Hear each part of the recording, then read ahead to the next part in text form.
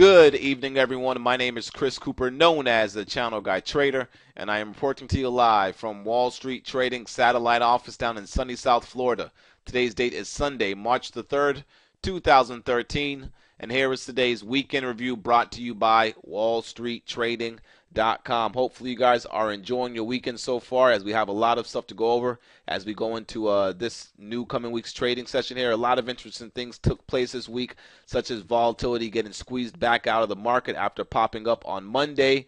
A lot of volatility in the markets, a lot of sectors popping up left and right, and a lot of action out there on both sides of the field. If you're looking to take shorts, if you're looking to get long, it was a busy week.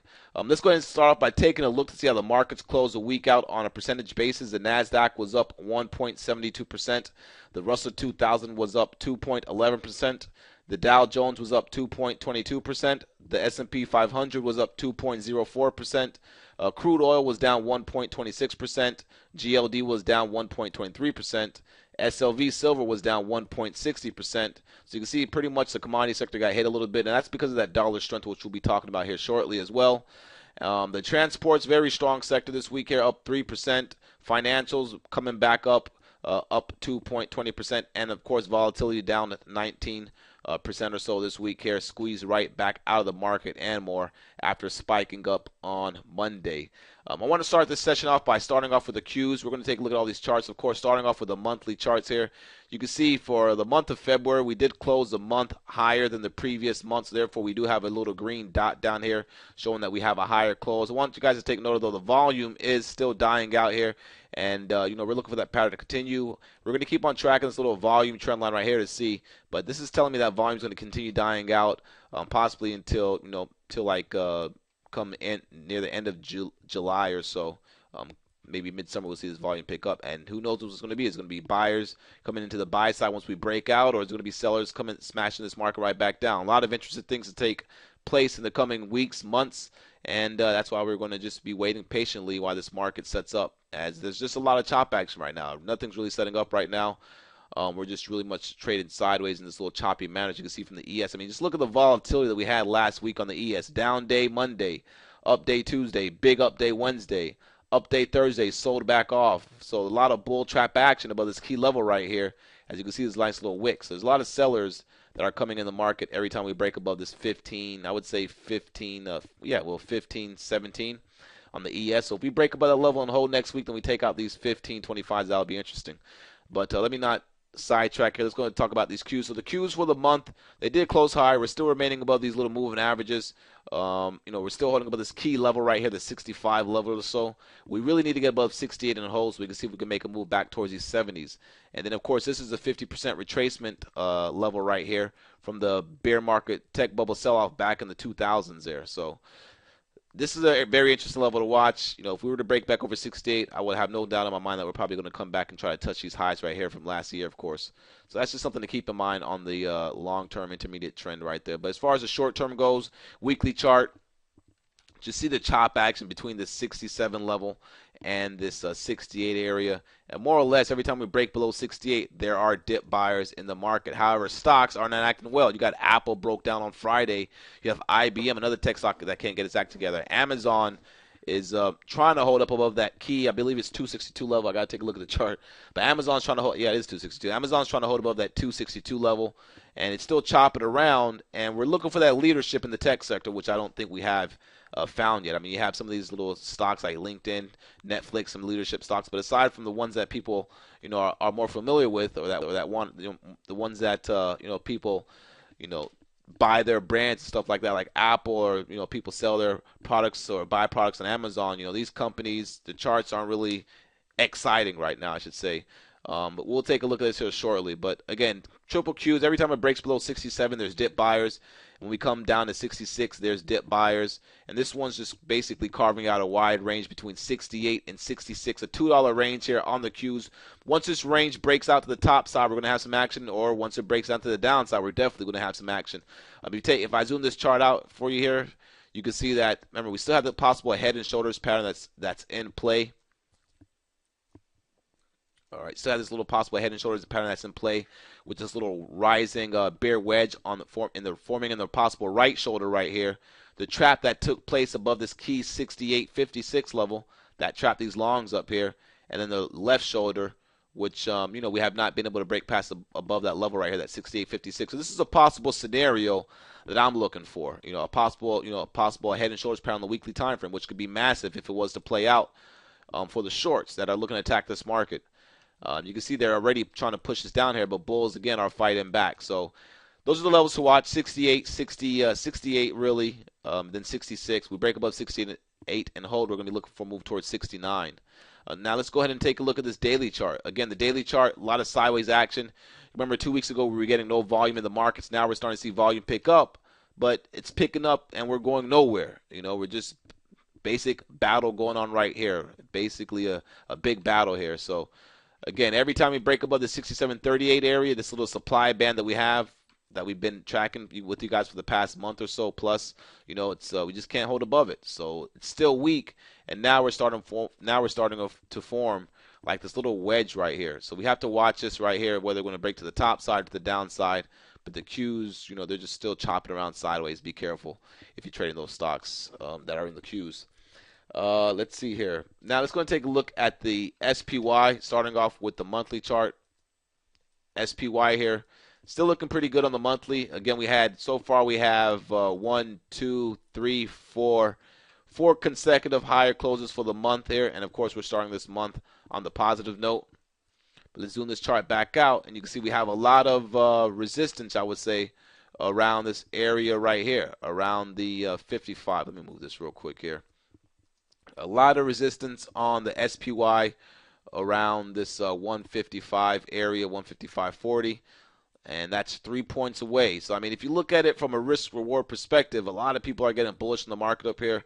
It's not a bad thing, because if we do break out, that would be good. We could, definitely make a nice move at this little range that we've been trading in since, ever since back here in the year 2000. However, we're going to need more volume, and we're going to need more, more decisive, good price action and some of these stocks that we're going to need to move up if we expect the market to break out. So right now, again, the risk to reward with going long the market up here, rather than trying to get long the market if you're an intermediate trader or long-term trader from down here, it's tough. So right now, the short-term guys are having a field day with the market right now, and you can tell that by looking at the daily chart price action. So in any case here, the SPY, the monthly chart, resistance from last month's highs around 153.41. All right, let's go ahead and jump into these weekly charts. The weekly charts, you can see here on the weekly chart, we had this nice little hammer at the top of a trend. I mean, the sellers came in, but they bought it right back up to the highs. This is a possible reversal candle right here. Some people may call this a hanging man. Some people may call this a hammer to the chart. Some people may call this a little shakeout candle. Whatever you want to call it, just know that we're right here at resistance around the 153 area, but if we break above 153, we have major resistance at 155. So what's the risk to reward of getting along the market up here? Only people having a field day right now that can make some nice cash flow trades are those that are trading in this market on an intraday basis, looking for scalps here and there.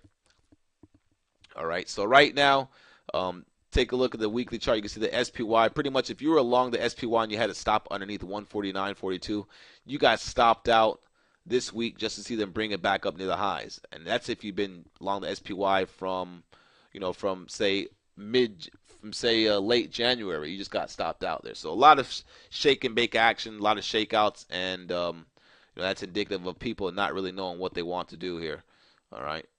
Take a look at the daily chart of the SPY. We were able to expand our range now here. Now you can see the SPY is trading in a range between 149 and call it 153. So a little $4 range on the SPY. Now the SPY itself is starting to look kind of like the NASDAQ Qs. We're not looking like it, but we're starting to curve out this little wide range action now here where the SPYs, they really can't break over these 152.50s or so, and we're going to see how that continues going into next week. So levels you really want to work off on the SPY is this 153.30 level and this 149 level. All right, we break below 149 and hold, and we break below these rising 50-day exponential and simple moving averages around 148.77 or so.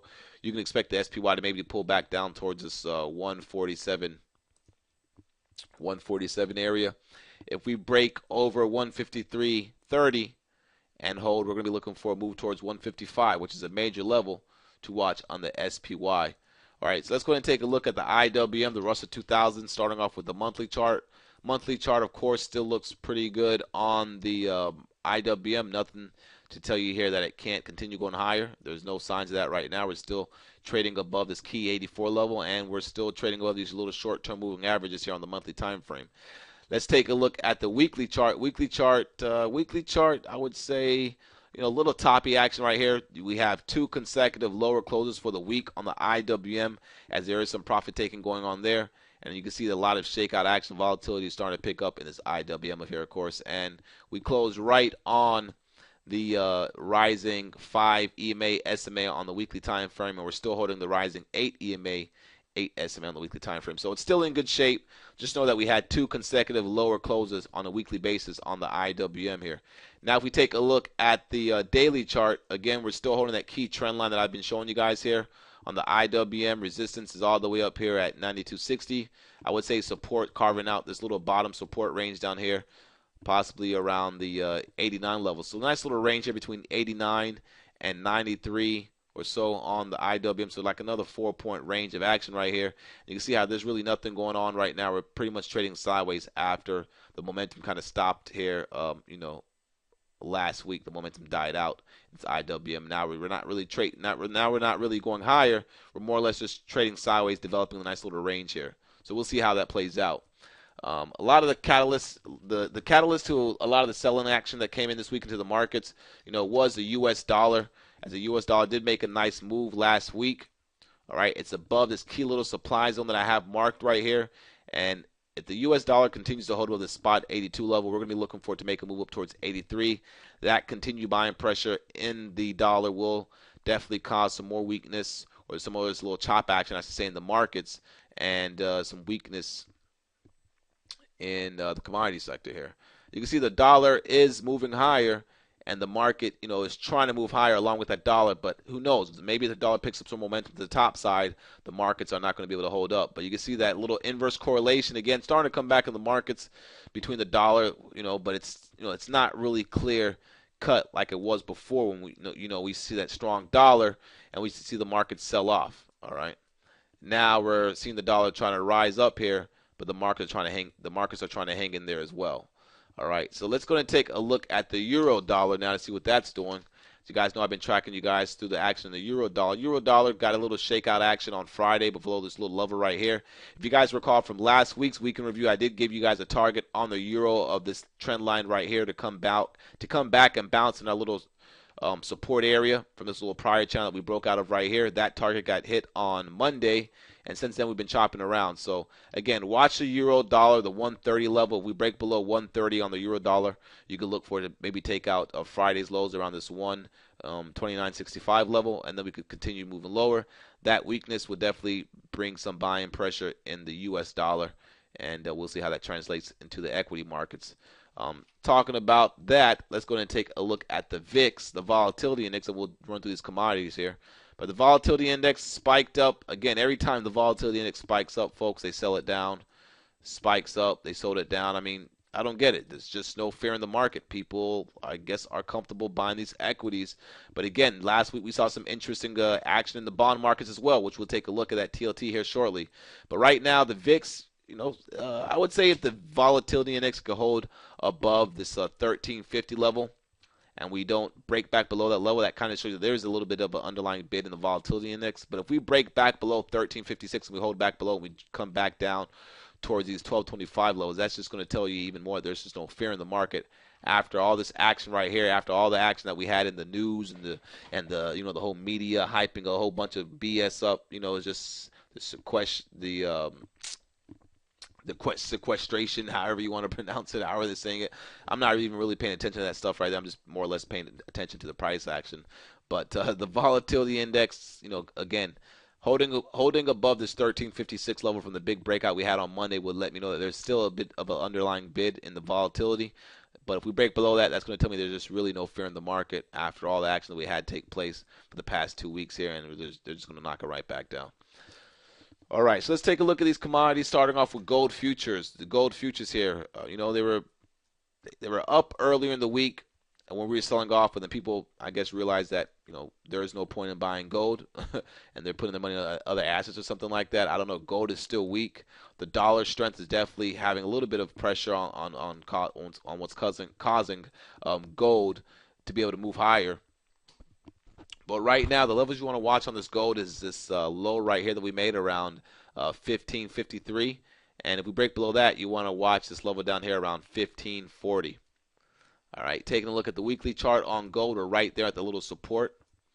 All right, and 1565 is the area that we're watching from all this price action right here, where you can see earlier, well, actually mid 2011, sorry, mid 2012.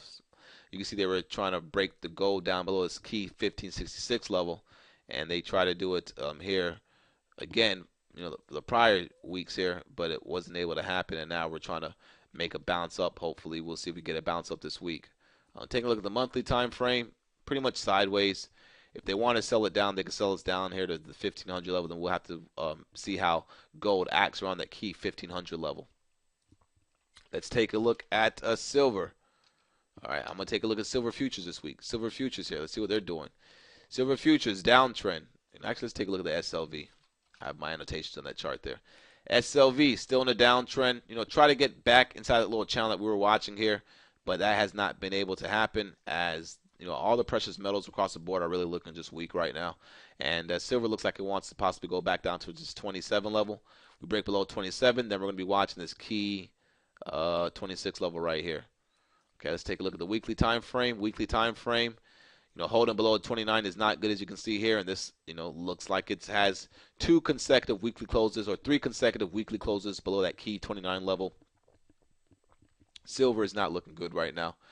Monthly chart looks like it wants to come back down towards its bottom support down there between down here at 26. So you can see we're basically been in a range in this SLV since October of 2011 here, between 34 and 26. So what's going to happen? Are they going to knock it down here one time, and that's going to be the buy that people need to really buy for a breakout? Or are we going to break below this 26 level, and all this hype about buying precious metals is going to wash all those people out that have been buying the metal? I mean, we're going to have to wait and see, but it's definitely going to be an interesting year for these precious metals to see how they close the year out, and we're just getting the year started here, of course. So we will see, folks. Let's go take a look at crude oil futures. Let's see how this one acted for the week. Crude oil futures was, as I said in the beginning of the video, they were down for the week here. Resistance level that you need to be watching on the crude oil futures around this 94 level. If we continue to hold below 94, they're just going to continue fading it back down, which again, that would be good, as we can see these prices go down at the pump, and us consumers can have a little bit more discretionary income in our pockets, like I've been stating, because gas prices are expensive at the pump, and those expensive gas prices at the pump keep us from going out and spending money in the economy, going to the movies, going just out places with your family and your friends. In any case, crude oil looking like it wants to continue a little bit more downside. I think it wants to really come back down towards this 89 level, where we had the little breakout right here. Kind of check that level, then we hold that level at 89. We can maybe start making a move back up towards these 93. So we'll see how that plays out. We'll keep you guys up to date with that. Let's take a look at the weekly chart of that crude oil futures. Again, little triangle pattern right here. Broke out. We're in the back test area right now. We back tested that level last week. Let's see if they try to do a little shakeout this week and then close us above with like a little hammer or something. That could be a nice little buy signal for us to possibly be looking for move back higher in crude, back up towards these 98. So we'll see how that plays out. Taking a look at the monthly time frame. Guys, we're getting closer to this apex right here. What's crude oil going to do? All right, we're looking for a big move in crude oil this year, folks. Is it going to break out, or is it going to break down, as we have this nice tight pattern on this little monthly time frame right here? And whatever way this breaks is definitely going to move in that direction for a couple weeks, couple months for sure. So keep an eye on crude oil. A lot of interesting things to come in this market, this sector right here. All right, let's take a look at copper. Copper looking weak, guys. Breaking. Let me move this out right here. Now keep that bottom one down there. Copper breaking back down. Back below our key 353 level. What is copper telling us? What is copper telling us? We had a little bounce right here, try to bounce. They really wanted to bounce it. They could have bounced all the way up here, but they didn't. They sold it right back down in a short amount of time. That tells you that copper is weak, and copper this week got all this volume to the sell side. Look at the volume that we had in copper to the sell side for the past 2 weeks right here compared to the other volume that we have had here. It's just been chopping around. So a lot of sells in copper this week. A lot of institutions selling some of their copper positions this week. And copper looks like it wants to maybe break back below these 345s and come down towards 340, maybe in $3.30 down here. What's that going to tell us for the market? What kind of pressure is that going to bring in some of these stocks? We'll have to wait and see. All right, so let's go and talk about some stocks now. First of all, starting with Apple. Of course, Apple was down $10.93 on Friday. Some nice little volume came into the sell side on Apple, and this thing just looks like it's nonstop. All the hype in Apple looks like it's starting to slowly die out. Now, the thing is, all these big institutions and funds that actually own Apple that are selling, maybe as a winner or loser, what are they going to do with that money? Are they going to buy Amazon? Are they going to buy IBM? Are they going to buy another big cap tech stock that they think is going to be the leader? Are they going to hoard that money into bonds? Who knows? The market is getting kind of tricky right now. Right now, it's our job to basically manage our risk accordingly and figure out what stocks or what sector is the money flowing into. All right, so Apple looks weak. Take a look at the weekly chart. This stock looks weak on the weekly chart. Just broke down right here below this key 437 level. It looks like it wants to go down towards 404, maybe even 390. If we really get some selling, this stock could go down towards 350. I would say this stock needs to hold this 425 area, and if we don't hold 425, we're definitely going to get some more selling pressure. So keep an eye on that Apple stock. Now, Amazon chart looks a little bit interesting to me for the fact that Amazon, every time it breaks below this 262, they buy it up. So maybe people are going to take money out of Apple and put it into Amazon. We'll have to wait and see. But this one looks pretty interesting. Let me take a look at the weekly chart. Weekly chart. Wow, a lot of chop action right here. Look at the bodies here. Bodies. Look at the wick action on both sides of the candle here after this little bear pattern. So it still looks kind of bearish. They should have sold it down this week, but the dip buyers came in and bought it back up off this little bearish pattern, big sell bar, little up 3-bar week. They sold it early in the week and then they bought it right back up. If you guys recall, this was one of our stocks that we shorted on Friday for some good cash flow. And if you take a look at the 60-minute chart, the 60-minute chart had a nice little head and shoulders pattern here that was playing out in my little proprietary channel analysis here. You can see the left shoulder, see the head, see the right shoulder that didn't violate the left shoulder. It broke down, selling volume came in, but then guess what? They held it against this little trend line right here, bought it right back up. That means anybody that got short Apple on Monday or early morning on Tuesday, they are basically stuck in a losing position right now. At this little neckline break of this little head and shoulders pattern, it's more or less looking like a possible bear trap right here. So we're going to see how Amazon trades early next week. If buyers come into Amazon early next week, I would have to expect that this stock's probably going to try to push higher. So we definitely want to make sure we keep an eye on Amazon. And let's take a look at some other tech stocks here. IBM, another big cap tech that's trying to get its action together. This one's pretty much been chopping around all over the place here. Still having trouble trying to break back above this key trend line that I showed you guys right there, that little black trend line at the top one right there. You can see we're pretty much just carving out this little range. You connect those ones. This one's right here. A little broadening pattern right here. Connect this trend line. Connect these trend lines from the channel, or from our main trend line right here from the channel. You can see we keep on having trouble breaking above this level right here. That level is the 203 area, 202, 202, 203 area. But if we could break above 203 and hold above it, I would definitely be looking at IBM, maybe looking at some call options on that for like the 206 strikes for the week. Or, that's if the market trades up to the top side, of course. But, keep an eye on IBM. It looks a little bit interesting, trying to break past this trend line for the past 2 weeks or so. A break above that on high volume could definitely get some more buyers involved for a move to the top side. What else? The banks are looking pretty good. Goldman Sachs.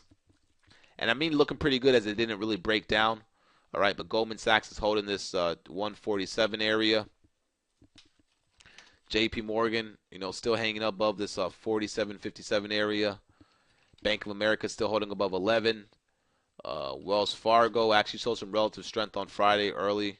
The morning held up pretty well. This one's looking pretty good, holding above this key 34.50 level, which is good action on it. Needs to get back above this 35.50 to take out this high that we made on Monday, right there. So the banks are looking fine. Transports are really the leading sector right now. Take a look at the rails, CSX. You got CP breaking out. You got CNI. You have KSU. So all these railroad, all these transport stocks are looking pretty good. That's kind of what's keeping the Dow Jones afloat. I mean, I don't look at the Dow Jones, but just look at the Dow Jones futures. The Dow Jones futures are actually still holding up pretty well. The Dow has been trading in a more controlled fashion. Unlike the ES or the Nasdaq. So keep an eye on the Dow Jones. Obviously, the Dow Jones right now is being led higher by the transports. All right. What else we want to take a look at here? Let's take a look at some of these semiconductor stocks. Earlier in the week, they tried to pop up. I never got a chance to go back and look at them, see how they closed, but I know that some of the semiconductor stocks popped up last week. Altera was one of them. Popped up on Monday, fell back. Let's take a look at this Intel. Intel chopping around this 21 level. Let's take a look at KLAC. KLAC came down to 53, held the 53 level, kind of trading in the range now between 53 and 57. And let's take a look at SDK, that's data storage. Let's take a look at some of these other ones, ALNX, XLNX, and what's the other one? ATH. Oh, no, that's not it. Yeah, so the semiconductor stocks are trying to hang in there. That sector is trying to hang in there. Let's take a look at the agriculture sector. AGU getting a little bounce last week after getting demolished for the past 3 weeks or so. Monsanto, MON, trading in a range. Monsanto actually looks pretty good. Keep an eye on this Monsanto, guys. This looks like a good chart right here. I'm actually going to write this down for a stock to watch for our group here going into next week. But this one looks pretty decent. Monsanto hanging in there. Let's take a look at Mosaic. Mosaic sold off, got to bounce off that 56 level. So the agriculture sector looking kind of choppy as well. Trying to get a bounce after that little weakness they had for the past couple weeks here to that little rising dollar strength that we have had. This sector has been getting crushed. So this sector could be a sector to look at. If the dollar sells off, this sector is going to be a sector that could get some buyers back involved here. So keep an eye on the agriculture stock. So that's about it, folks. We'll have some more stuff tonight in tonight's live chart session at 9:30 tonight, and we'll go from there. Hope you guys enjoy the video. A lot of action to expect going into next week off the volatility that we have had here for the past 2 weeks. It's going to be very interesting to see who takes the lead here, the Bulls or the Bears, and we'll be on top of it. Again, if you have not been to our website yet, it is wallstreettrading.com. If you would like to get access to our live intraday trading room, fill out the form on the right-hand side of the home page, and you should get the credentials emailed to you within 5 minutes or so. Whether you trade futures, stocks, options, we do it all. And, if you're looking to get involved here, come to the chat room, especially if you're a futures trader. We track the futures on an intraday basis, as that's the main thing we have on the screen here throughout the day. We track that pretty much to the T, and you can come check that out in our chat room, the way we track it out and the different strategies that we use and the different patterns that we look for.